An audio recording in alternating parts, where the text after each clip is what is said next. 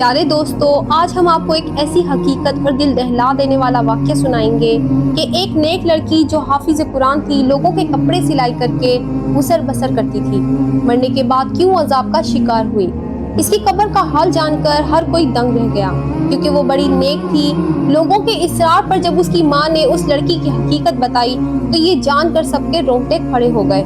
गुजारिश यही है कि इस वीडियो को आखिर तक जरूर देखें, क्योंकि बहुत सारी औरतें कपड़े सिलाई करते वक्त ऐसी गलतियां करती हैं। आज की कहानी बड़ी ही सबक आमोज और खासकर उन औरतों और मर्दों के लिए है जो सिलाई कढ़ाई जैसा काम करते हैं, क्योंकि अनजाने में वो ऐसा गुनाह कर जाते हैं जिसकी वजह से उन्हें बहुत सख्त अजाब का सामना करना पड़ सकता है। किसी शहर के दूर दराज इलाके में नफीसा नाम की लड़की अपनी माँ के साथ रहती थी। इसके बाप का इंतकाल हो चुका था। नफीसा की माँ ने नफीसा को कुरान पाक हिफ्ज करवाया और स्कूल की तालीम भी दिलवाई और सिलाई भी सिखाई।